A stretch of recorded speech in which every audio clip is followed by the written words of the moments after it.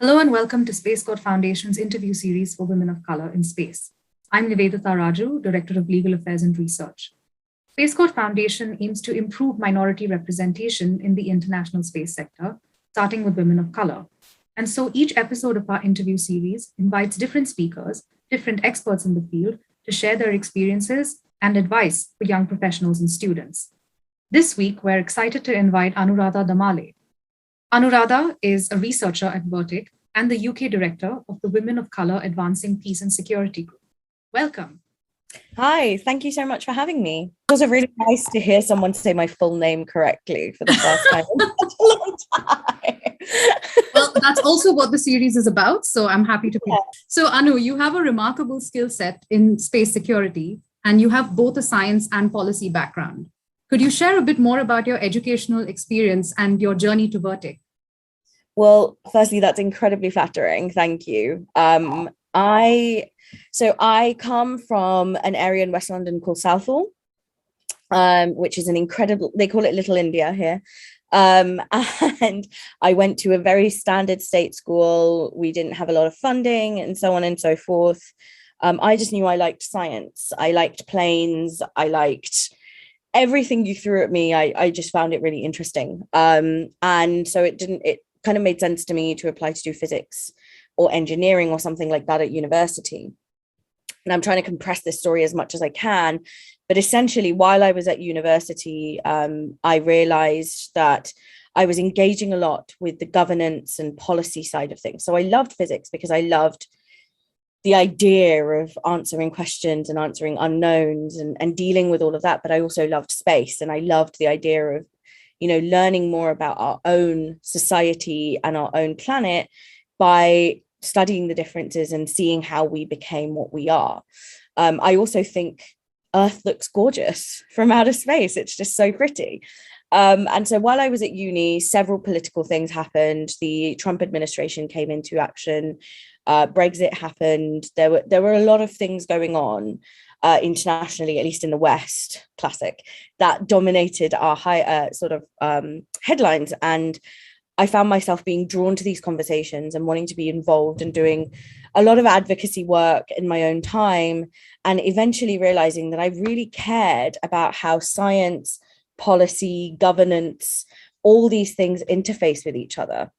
And realized that I didn't want to be a research cosmologist, but I wanted to do something to do with science and policy. And so I walked into a master's degree at SPRU, the Science Policy Research Unit, where I had no idea what I was going to do. I just knew that I cared about the intersection, and that care has remained with me to this day. So whatever work I do it because I see the value in the interaction between public, science, policy, governments, technology, and so on and so forth. And while I was there, I had two amazing lecturers who just so happened to be security people. So Dr. Katrina McLeish, who is currently in the UK government, and Jamie Revel, who is now at UNIDIR, actually, and leading the WMD program there.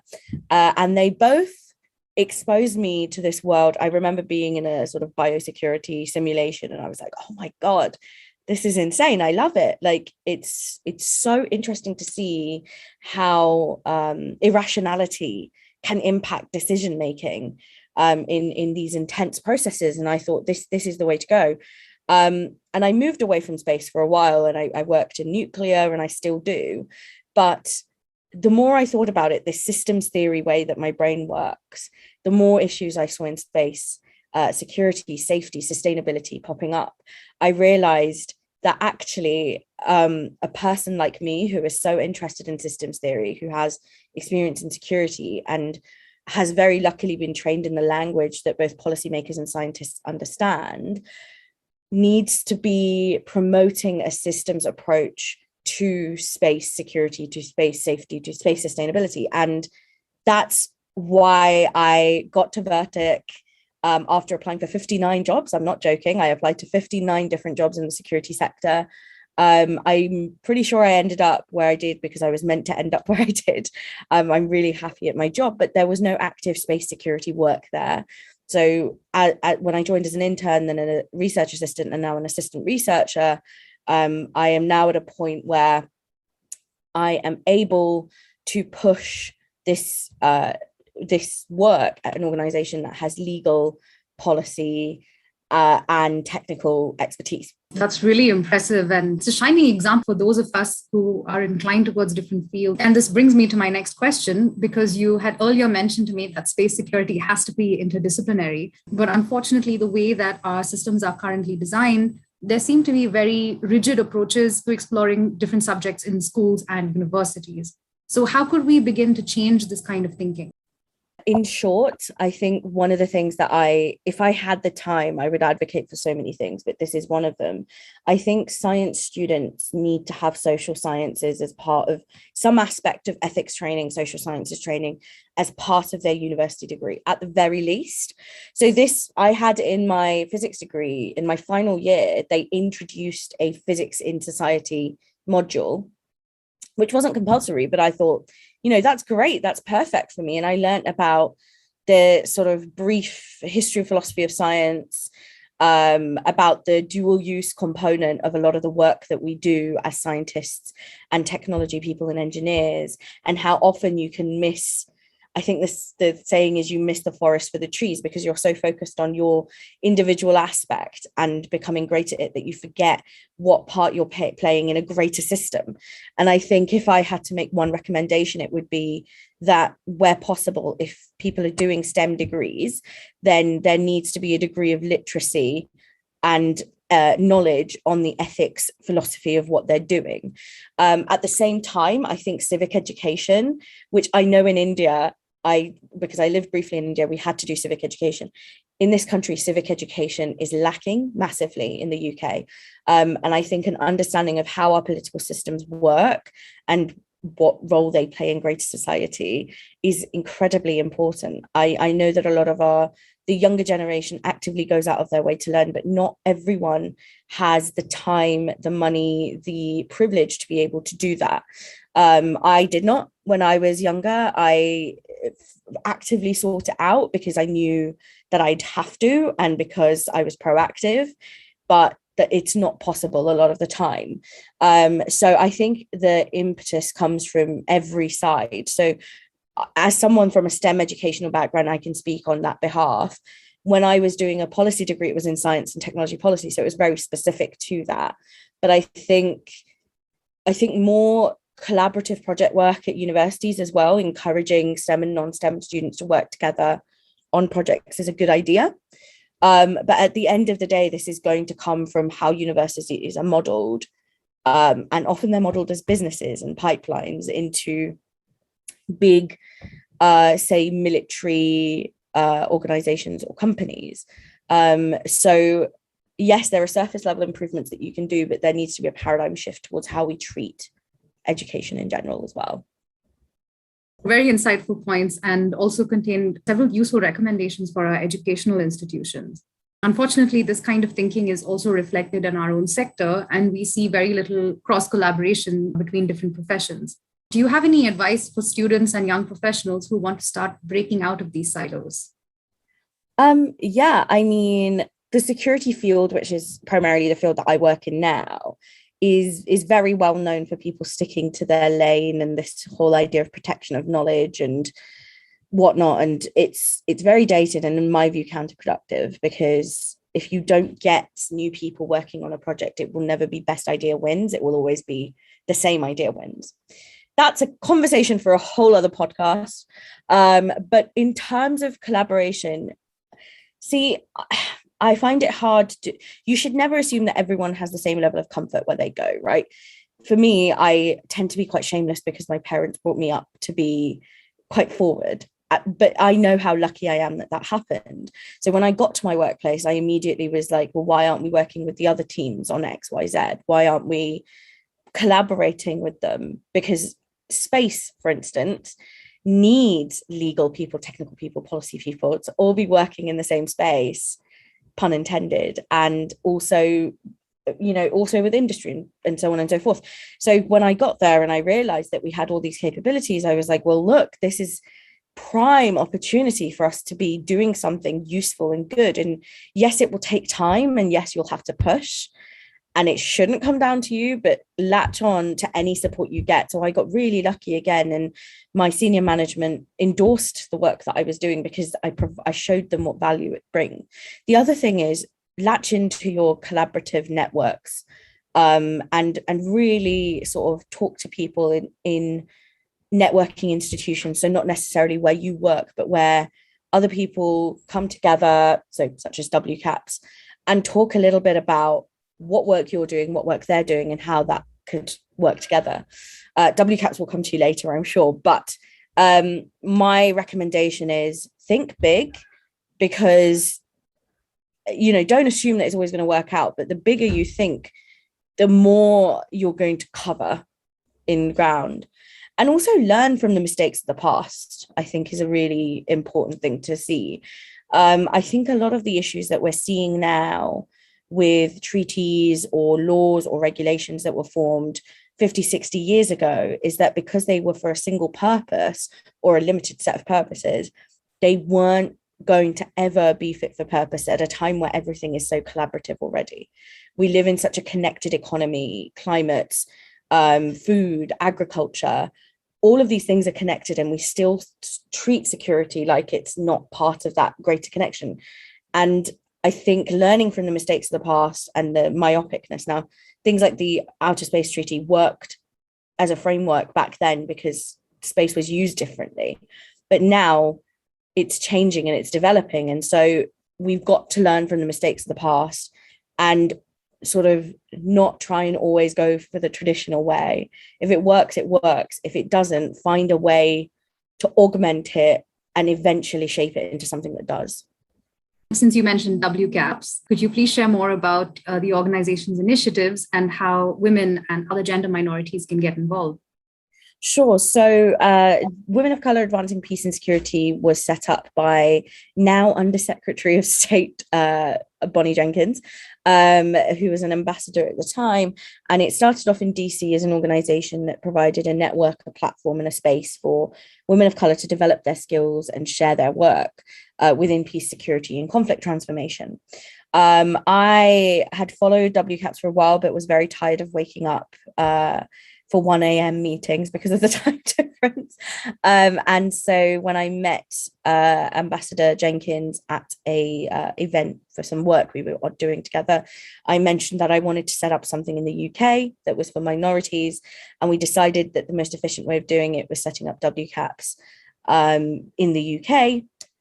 We have our own strategy, so on and so forth. But it comes down to the same core values, which is women of colour and gender minorities of colour sort of providing and championing for minorities within the field, providing spaces where people can develop their skills in an environment that doesn't inherently push them down.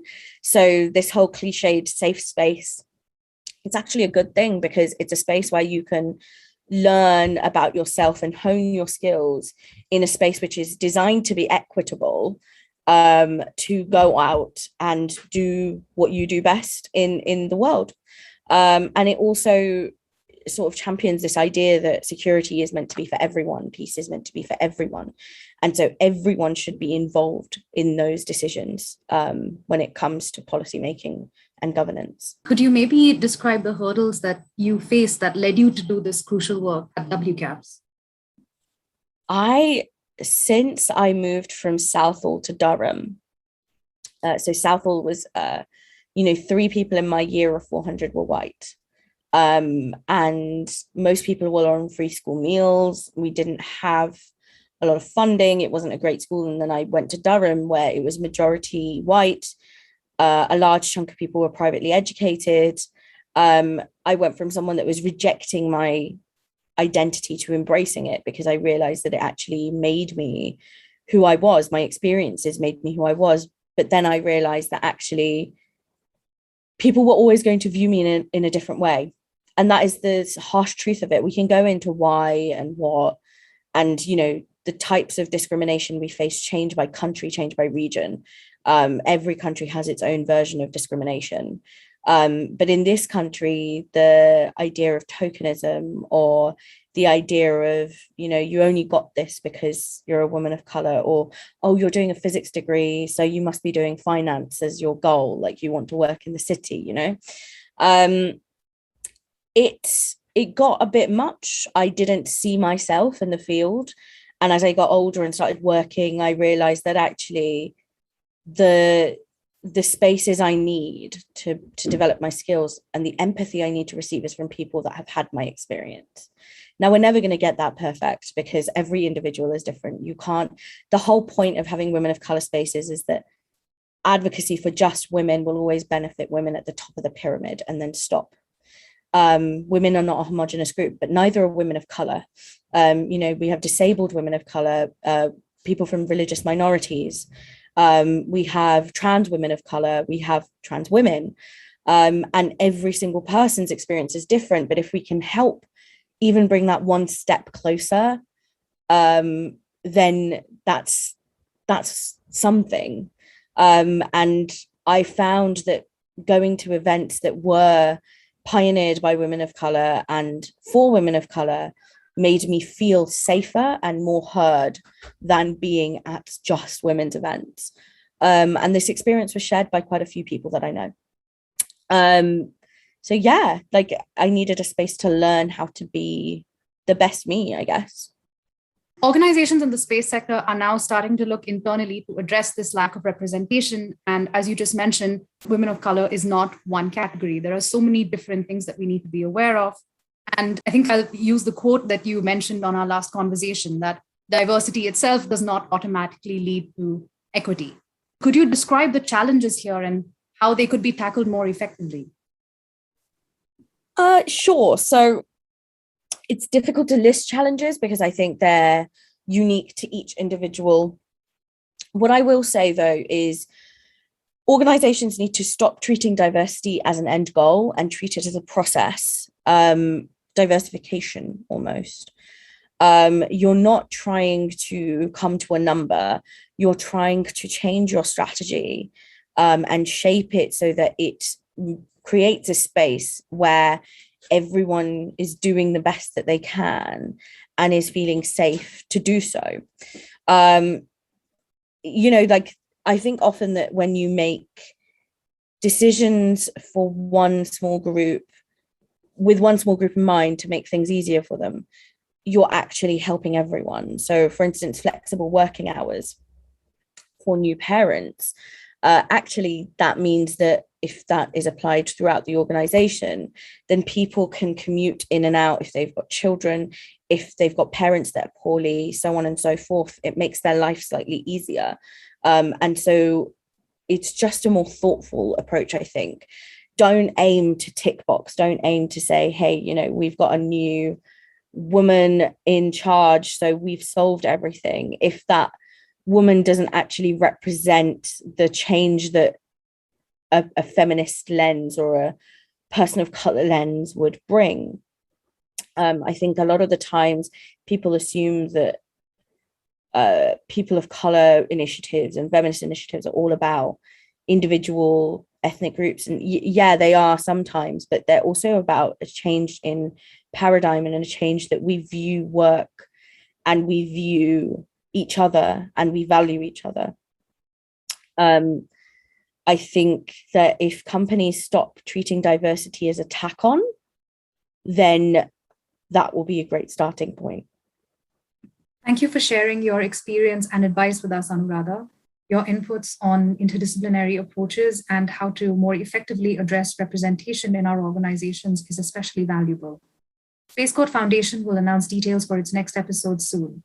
Until then, please like this video, support us on Patreon, and follow us on social media for more updates.